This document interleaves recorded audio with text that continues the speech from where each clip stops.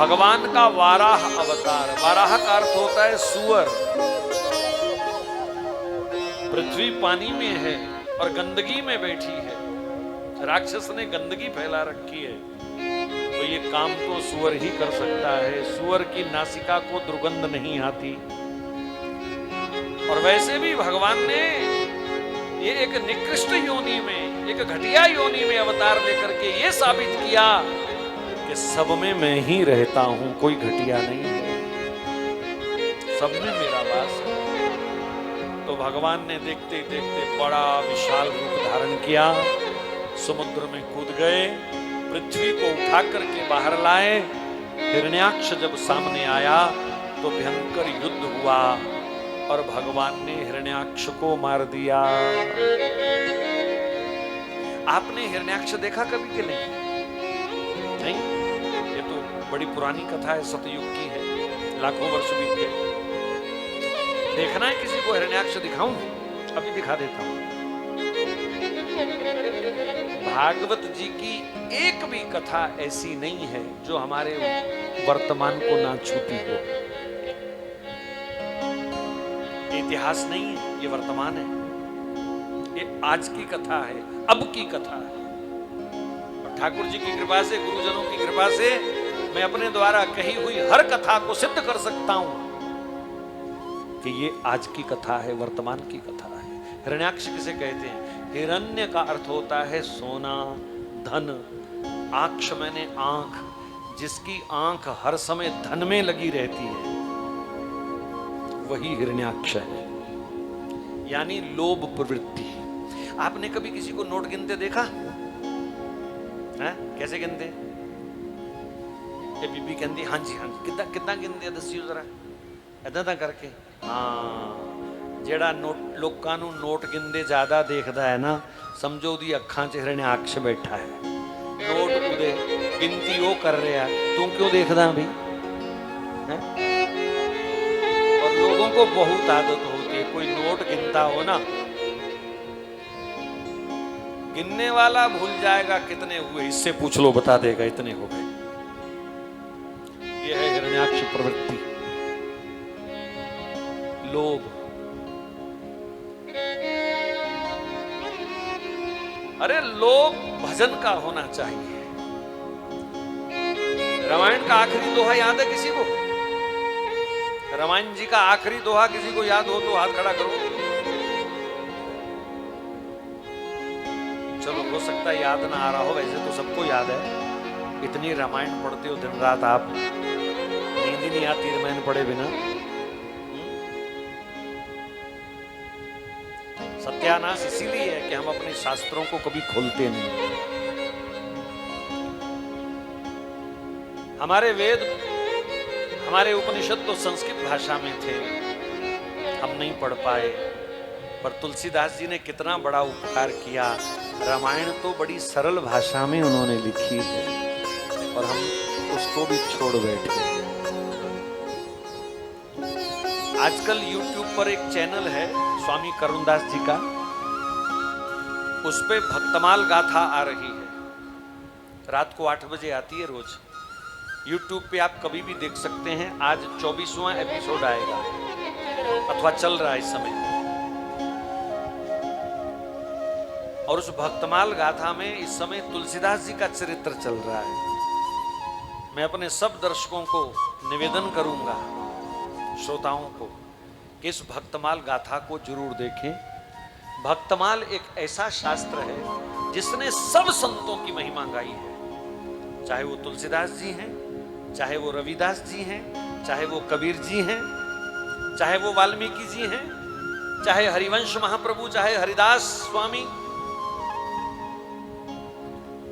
चारों संप्रदायों के संतों की उन्होंने चर्चा की है भक्तमाल में। इसलिए आप सबको मैं विशेष प्रार्थना करता हूं कि कल ही सुबह बैठ जाना, पिछले 23 तो देख ही लेना, 24 और आगे से नियम से उनको देखो, ताकि आपको अपने धर्म का ज्ञान हो। हमारे संतों ने कितनी मेहनत करी इस धर्म को जिंदा रखने के लिए, बचाए रखने के लिए। महाराज, तलवारें चलती थी जिस समय राम राम बोलने वालों पर, वेद बोलने वालों पर, हवन यज्ञ करने वालों के सिर काट दिए जाते थे। उस समय इन संतों ने हमारे धर्म को, हमारे देश को बचाया। आज के एपिसोड में शायद आएगा कि तुलसीदास जी ने हनुमान चालीसा कब लिखा, कैसे लिखा, क्यों लिखा। ये जो लोगों के अंदर भूत प्रेत की बाधा है ना, तुलसीदास जी को भी किसी ने डराया कि वहां पर प्रेत रहता है, मत जाना, खा जाएगा। तुलसीदास जी बड़े आराम से चले गए, देखता हूं प्रेत क्या होता है, पिशाच क्या होता है। और उन्होंने जैसे ही भगवान का नाम गाया, वो पिशाच उनके पास नहीं आ सका। ये जिन लोगों को भूत प्रेत लगते हैं, क्यों लगते हैं? क्योंकि नाम की कमाई नहीं है, भजन की कमाई नहीं है। और जो नाम का सहारा लेते हैं, उनका भूत पिशाच कुछ नहीं बिगाड़ सकते। तुलसीदास जी ने सोचा पक्का इंतजाम करूं, लोग भूत प्रेत से, पिशाच से डरे ना। तो हनुमान चालीसा की उन्होंने रचना करी। भूत पिशाच निकट नहीं आवे, महावीर जब नाम सुना। तो ऐसी भक्तमाल गाथा अपने बच्चों को जरूर दिखाओ। एक कार्टून देख देख के जो कार्टून बन गए हैं ना बच्चे तुम्हारे, सारा दिन हिलते ही रहते हैं। तो उन बच्चों को भक्तमाल दिखाओ, लेकिन स्वयं देखोगे तभी तो बच्चे भी देखेंगे। तुम्हारी भक्ति बढ़ेगी, तुम्हारा भाव बढ़ेगा, ईश्वर से तुम्हारा प्रेम बढ़ेगा। और भगवान भी भक्तों की गाथा सुनते हैं। जहां भक्तमाल की चर्चा होती है, वहां भगवान का वास हो जाता है। ये बात भी गारंटी की है।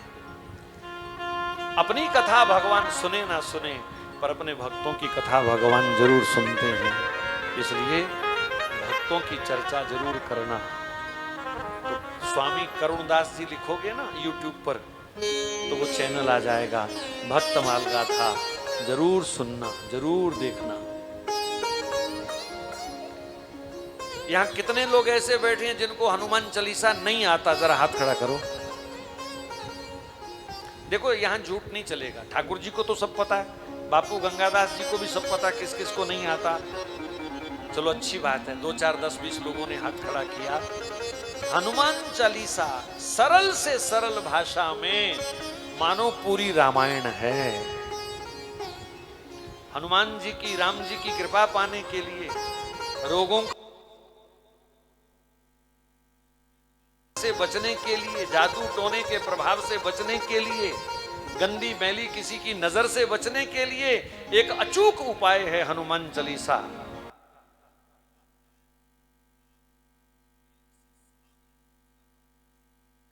और पढ़ के भी 2 मिनट में आप उसका पाठ कर सकते हैं। मैं कुछ गायकों को धन्यवाद दूंगा जिन्होंने तेज गति से पाठ की कुछ वीडियो बनाई है हनुमान चालीसा की, और वो लगभग 2 मिनट में वो पाठ बड़े आराम से साजबाज के साथ हो जाता है। और जिसकी जीवा पर हनुमान चालीसा है, कोई बाधा उसका रास्ता नहीं रोक सकती, कोई रोग शोक उसको परेशान नहीं कर सकता, किसी की गंदी मैली नजर उसको परेशान नहीं कर सकती। ये हनुमान चालीसा की गारंटी है। जो यह पढ़े हनुमान चालीसा, होए सिद्धि साखी गौरीसा। गौरीश किसको कहते हैं? भगवान शिव को। यहां श्री शिव भक्त शंकर भगवान की गवाही है इसमें कि जो हनुमान चालीसा पढ़ेगा, उसको जीवन में हर प्रकार की रिद्धि सिद्धि प्राप्त होगी, सुख प्राप्त होंगे। बोलो हनुमान जी महाराज की जय। आपके गढ़ शंकर में हमारे चेतन भाई बैठे हैं। ठाकुर जी की प्रेरणा से इन बच्चों को, नौजवानों को थोड़ी सी व्यासपीठ से प्रेरणा दी गई। 106 हफ्ते से लगातार मंगलवार सारा शहर जुड़ता है, हनुमान चालीसा का पाठ करता है। मैं चाहूंगा कि माहिलपुर में भी कुछ नौजवान ऐसे आए, सिर्फ 15 मिनट के लिए आना है। चाहे दुकान में, कोई घर में है, स्थान निश्चित हो। 8 बजे आना है, 7:15 छुट्टी। 5-7 बार राम नाम का पाठ, हनुमान चालीसा पढ़ना है और तुरंत वहां से निकल जाना है। आने जाना मिलाकर के 15 मिनट लगेंगे, आना जाना मिलाकर के। और 106 हफ्ते हो गए हैं जिनको, आप भी शुरू कर दो अपने शहर में। हर मंगलवार को चाहे बापूजी के डेरे आ जाओ, कभी किसी दूसरे मंदिर में चले जाओ, कभी कहीं चले जाओ, सारा शहर इकट्ठा हो, सब दुकानदार आए, इससे क्या होगा? आपकी भक्ति और शक्ति दोनों बढ़ेंगे। आपकी एकता जरूरी है इस समय देश में।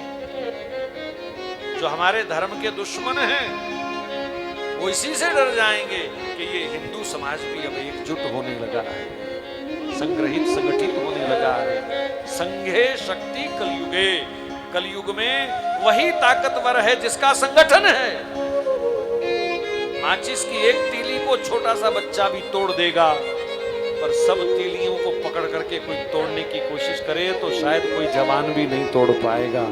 संगठन में बल होता है, और भक्ति से प्राप्त संगठन जितनी मजबूती दे सकता है उतना किसी और माध्यम से नहीं। मैं तो डेरे के प्रबंधकों से भी प्रार्थना करूंगा कि मंगलवार के दिन आप अपनी संगत को बुलाओ, सिर्फ आना जाना मिला के 15 मिनट एक हनुमान चालीसा का पाठ बाबा जी को सुना के और तुरंत वहां से निकल जाओ। डेरे में लंगर खाने भी तो रोज सैकड़ों लोग आते हैं, तो हनुमान चालीसा एक पढ़ लेंगे मंगलवार को तो क्या फर्क पड़ जाएगा। मुझे बता रहे थे 2 बोरी आटा रोज पकता है यहाँ पर, तो डेरे वाले ही थोड़े खा जाते हैं सारा। जिसका पकाने का मन नहीं हुआ, चलो डेरे चलते हैं, बाबा जी ने मत्था टेकाने। अब पता नहीं बाबा जी ने मत्था टेकन आंदे कि फुलके हुए नहीं, मैंने पता, लेकिन संतों की कृपा है किसी रूप में आओ भाई। अब हमको तो कहना पड़ता है कि प्रसाद के लालच में आओ, कैसे भी आओ, कम से कम अपने धर्म स्थानों पर आओ जरूर।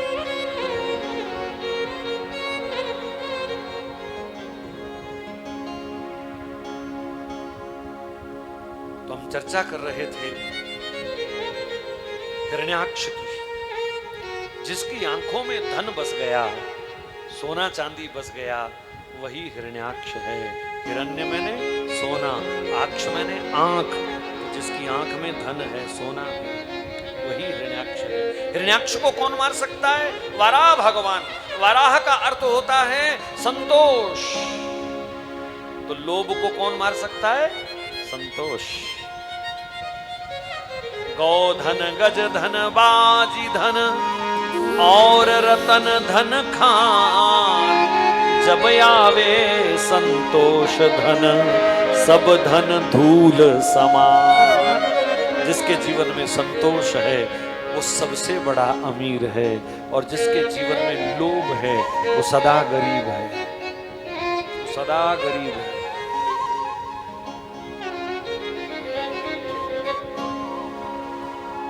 तो इस प्रकार मनु शत्रुपा के द्वारा इस संसार का सृष्टि क्रम प्रारंभ हुआ।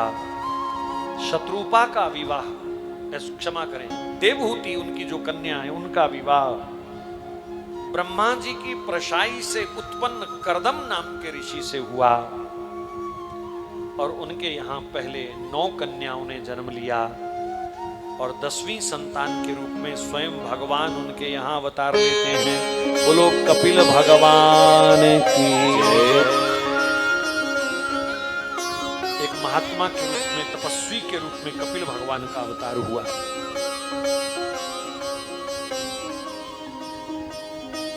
कर्दम ऋषि घर बार छोड़ करके चले गए। देवहूति को कहा तेरा कल्याण तेरा पुत्र कपिल करेगा। मोह ममता से जब माता का मन थोड़ा परेशान हुआ, बुढ़ापे ने आकर के दस्तक दी, तो माता कपिल भगवान के चरणों में आकर के बैठी और कहा पुत्र, मैं कब तक मोह ममता की चक्की पीसती रहूंगी, कब तक इस दलदल में फंसी रहूंगी, अब मुझे बाहर निकालो। तेरे पिताजी कह गए थे तू मेरा कल्याण करेगा, अब बताओ मेरे कल्याण का मार्ग क्या है। कपिल भगवान ने कहा माता गुरु बिन ज्ञान न हो, गुरु बिना ज्ञान नहीं होता, पहले गुरु बनाओ, गुरु धारण करो। देवहूति कहती है पुत्र तेरे पिताजी के सिवा मैंने किसी की आज तक शक्ल नहीं देखी, मुझे क्या पता गुरु कैसा होता है। कपिल भगवान ने कहा, माता गुरु तपस्वी होता है, गुरु त्यागी होता है, गुरु ब्रह्मनिष्ठ होता है, गुरु माया जंजाल रहित होता है, गुरु परोपकारी होता है, गुरु सरल चित्त होता है। गुरु का काम ये नहीं है कि अपनी पूजा करवाए। गुरु वो है जो शिष्य को पकड़ करके भगवान के सामने ले जाए, भगवान के सन्मुख करे, वो गुरु होता है। आज कलयुग में बहुत सारे ऐसे गुरु खड़े हो गए हैं जहां भगवान है ही नहीं। ऐसे ऐसे गुरु मत चल पड़े वहां भगवान है ही नहीं, बस अपनी अपनी फोटो लगवा रखी है गुरुओं ने। हमारी पूजा करो, गुरु ही सब कुछ है। अच्छा, अगर तू परमात्मा है तो संसार से क्यों गया? परमात्मा तो सदा रहता है धरती पर।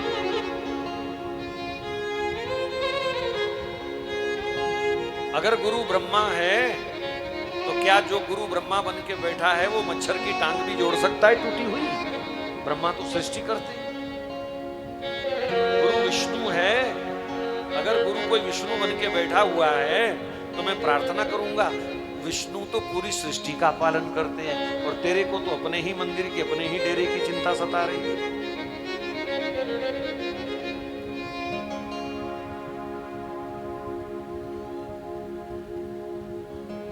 गुरु को शिव मान करके कहते हैं पूजा करो, ठीक है। गुरु में शिव हो सकता है पर गुरु शिव नहीं है, माफ करना।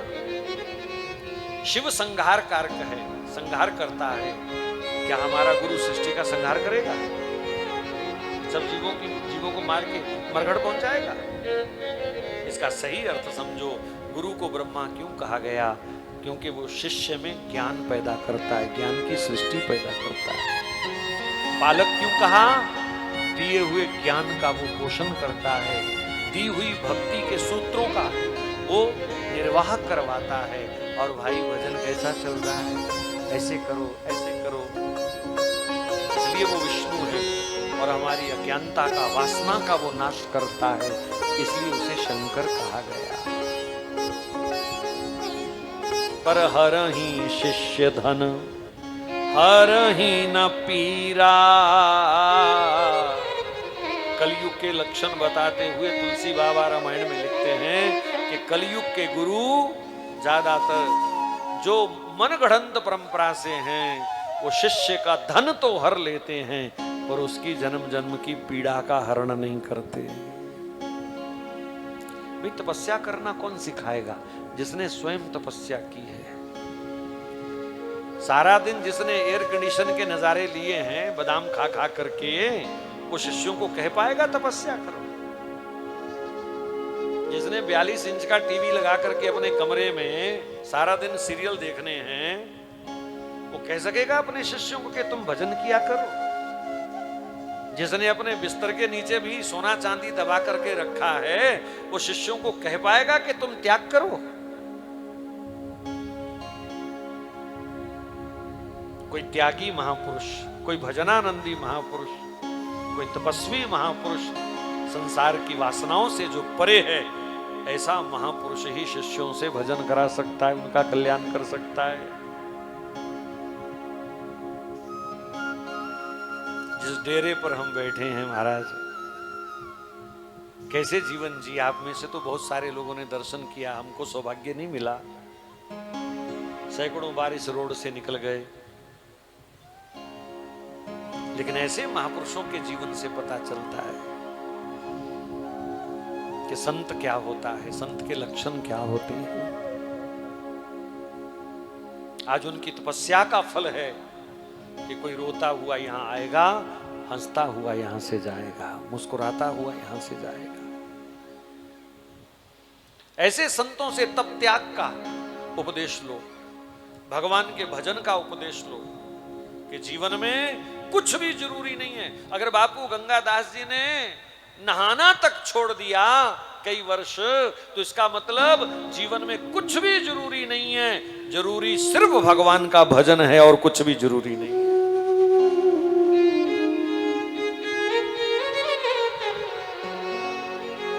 भगवान के भजन में लीन जो हो जाते हैं ना, मैं विश्वास से कह सकता हूं, शास्त्रों के बल से बिना खाए भी जिंदा रह सकते हैं, क्योंकि शरीर को अगर भोजन से, पानी से, नींद से ऊर्जा मिलती है तो इससे कई गुना ताकत शरीर को भगवान के भजन से मिलती है।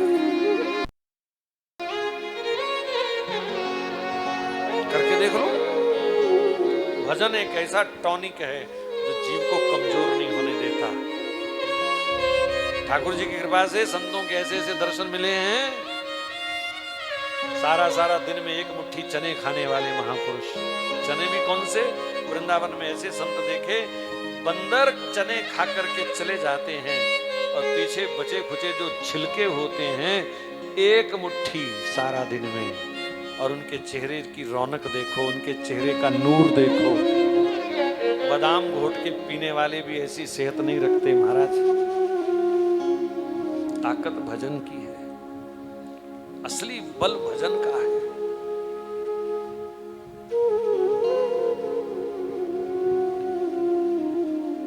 तो देवहूति माता ने कहा कपिल भगवान से, बेटा अब इस बुढ़ापे में कहां जाऊं गुरु ढूंढने? एक गुरु के जितने लक्षण तुम मुझे बता रहे हो ये सारे मैं आप में देख रही हूं, मैं आप ही को गुरु धारण करती हूं। बोलो गुरुदेव महाराज की जय। तो देवहूति ने कपिल भगवान को ही अपना गुरु मान लिया, और कपिल भगवान ने माता को 9 प्रकार की भक्ति समझाई। भक्ति कितनी प्रकार की होती है? 9 प्रकार की। इसको नवदाह भक्ति कहते हैं। श्रवणम कीर्तनम विष्णु स्मरणम पाद सेवनम अर्चनम वंदनम दास्यम सख्यम आत्मनिवेदनम। वैसे तो नवदा भक्ति पर 9-10 दिन कथा भी हो तो कोई पार नहीं पा सकता, पर यहां तो 5-7 मिनट में ही हमको समझना है। पहली भक्ति है भगवान की कथा श्रवण करो, भगवान का सत्संग करो, गुरुजनों का संग करो, और संग में बैठ करके हरि चर्चा करो। आपकी बुद्धि सुधरेगी कथा से, आपका भजन बनेगा कथा से, आपके अंदर सात्विकता आएगी कथा से, आपका मन और विचार शुद्ध होंगे कथा से, क्योंकि कथा भक्तों के चरित्र से ऐसी प्रेरणा देती है कि उनका शुद्ध लाभ देख करके हमारे मन को भी लगता है हमको भी ऐसा करना चाहिए। क्यों जी, अच्छे लोगों की नकल करनी चाहिए कि नहीं करनी चाहिए? बोलो। शराबियों की नकल करते हो, चिट्टे वालों की नकल करते हो, ताश खेलने वालों के पास बैठ जाते हो, उनकी नकल करते हो, तो कभी संतों की भक्तों की भी तो नकल किया करो। यहां भी शायद आपके शहर में अथवा यहां बैठे हुए लोग होंगे, पिपल के नीचे 4-5 घंटे बैठ के ताश खेलते होंगे। मुझे एक फायदा बता दो उसका एक फायदा बता दो कि 4-5 घंटे रोज पत्ते मारने का हमको ये लाभ हुआ। क्या वही 4-5 घंटे तुम भगवान की चर्चा में नहीं बिता सकते, भजन में नहीं बिता सकते, सेवा में नहीं बिता सकते, किसी गौशाला में नहीं जा सकते? कोई बुजुर्ग पढ़ा लिखा है तो किसी बच्चे को पढ़ा दे, गरीब को जाकर के झोंपड़ी में। कोई बुजुर्ग डॉक्टर है तो किसी गरीब की थोड़ी बहुत मदद करे आए, कोई पैरासिटामोल खिलाए आए उसको जाकर के, कोई बीमार पड़ा है तो। कोई बुजुर्ग इंजीनियर है तो किसी मंदिर में जाके, गुरुद्वारे में जाकर के, किसी गौशाला में जाकर के अपनी सेवा देवे।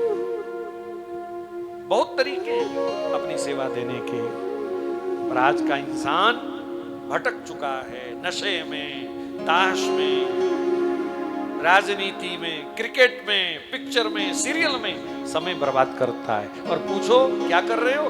Time pass.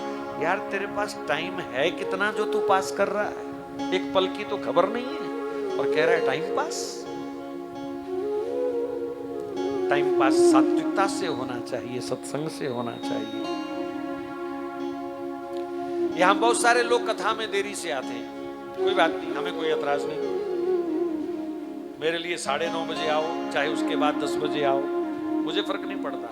लेकिन कथा में देरी में आने वाले लोगों से मैं एक प्रश्न पूछता हूं कि कभी सिनेमा घर में अगर पिक्चर देखने गए होंगे तो क्या वहां भी देरी से गए थे?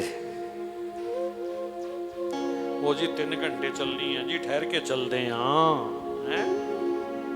तब तो तुम 10 मिनट पहले जाके बैठ जाते हो मूंगफली का लिफाफा लेके, और लास्ट में दा एंड का थप्पड़ भी पड़ जाए तो भी झांकते रहते हैं कि शायद कुछ और आ जाए। दी एंड का थप्पड़ मारते हैं, जाओ दफाओ जाओ, मूर्ख बनाना सी तो बनाता, निकल जाओ तो जल्दी, अगले मूर्ख आ रहे हैं। एक दरवाजे चो मूर्खानू कड़ दे, दूजे दरवाजे चो और मूर्खानू बाढ़ लेंगे। मैं पूछ रहा था 3-3 4-4 घंटे जो ताश में बैठ के बिताते हैं, कोई एक फायदा बता दो मुझे। 2-2 बजे तक रात को क्रिकेट का मैच देखने वालों, कोई एक फायदा बता दो मुझे कि चौके छक्के देखने का मुझे ये फायदा हुआ। या तो तुम ऐसे बनो कि तुम्हारे चौके छक्के कोई देखे, ऐसे ही दूसरों की वाहवा करते जीवन बिता दिया। अपनी भी तो कोई करतूत पैदा करो कि तुमको भी कोई देखे।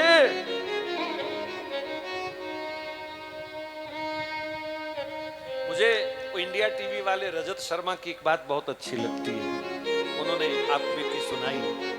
किसी ने उनसे पूछा कि तुमको ये टीवी का शौक क्यों पड़ा? तो बोले बचपन में हमारे घर में टीवी नहीं था तो हम लोगों के घर में टीवी देखने जाते थे। हम भी गए होंगे, आप में से भी कई गए होंगे, रोशनदान में बैठ करके, बनेरे पे बैठ के, खिड़कियां जो चाक चाक के चित्रहार देखते सी लोकां दे घर।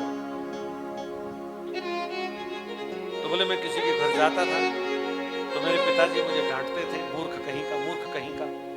तो बोले एक दिन उन्होंने कहा तू लोगों को टीवी पे देखता है, कोई ऐसी करतूत पैदा कर तुझे लोग टीवी पे देखें।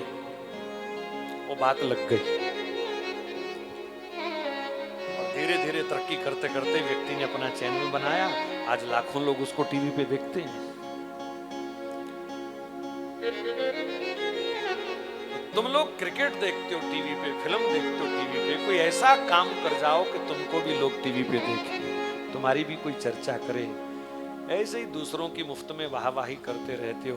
मेरे कुल कहने का मतलब, अगर समय बिताना ही है, टाइम पास करना ही है, तो भगवान के सत्संग में करो, सेवा में करो।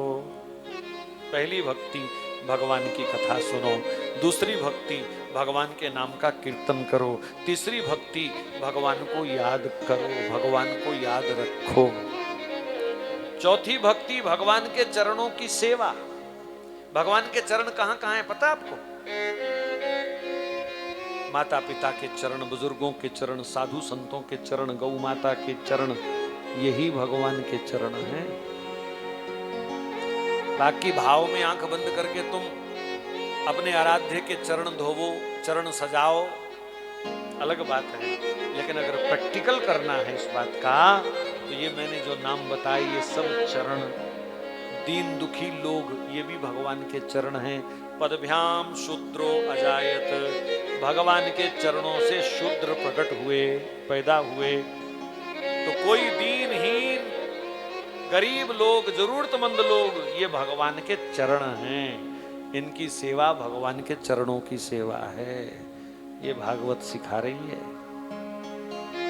अर्चनम, भगवान की पूजा करना, भगवान को भोग लगाना, भगवान का श्रृंगार करना, भगवान के सामने बैठ करके उनके उत्सव मनाना,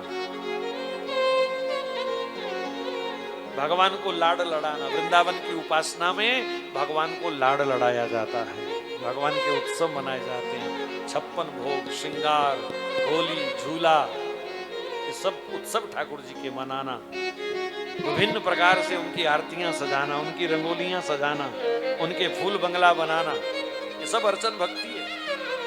वंदनम, भगवान को वंदन करना, प्रणाम करना, मतलब हमेशा झुके रहना, हमेशा विनम्र रहना सबके सामने, यही वंदन भक्ति है। सातवीं भक्ति दास्यम, हम भगवान के दास हैं। कि जिस महापुरुष के चरणों में हम बैठे हैं, इनका नाम क्या है? बापू गंगा दास।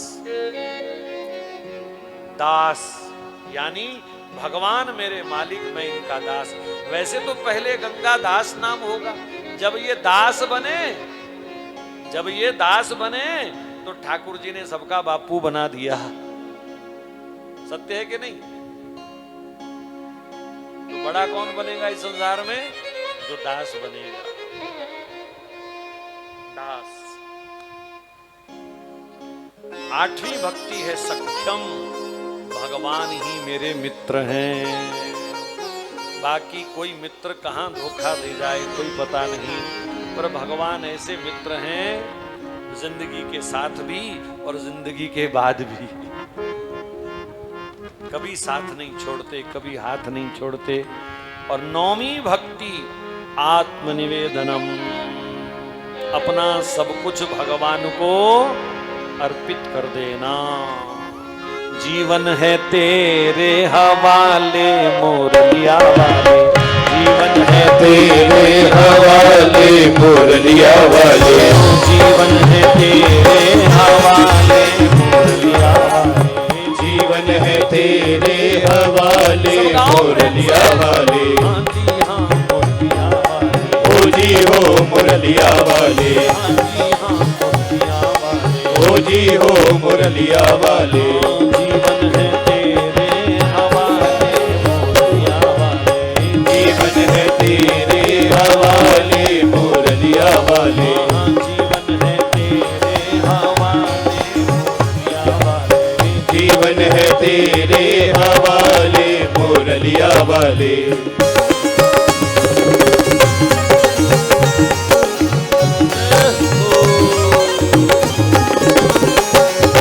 हल्की हल्की ताली बजा दो सब लोग बड़े प्यार से, आपको भी आनंद आएगा।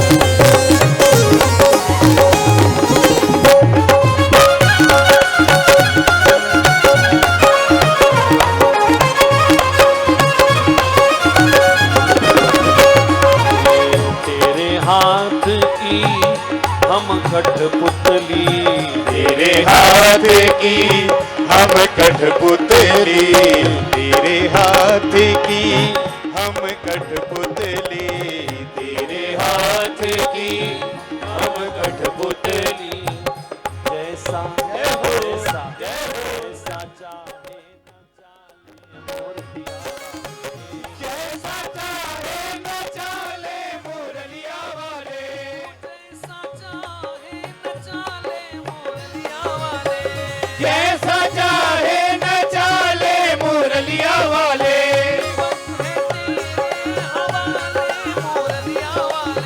जीवन है तेरे हवाले मुरलिया वाले। जीवन है तेरे हवाले मुरलिया वाले।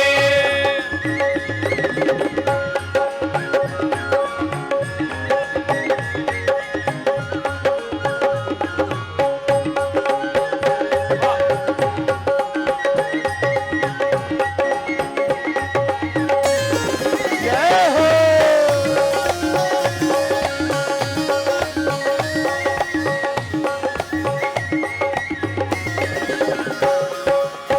तेरे आधार की हम हैं मुरलिया, तेरे अधर की हम है मुरलिया,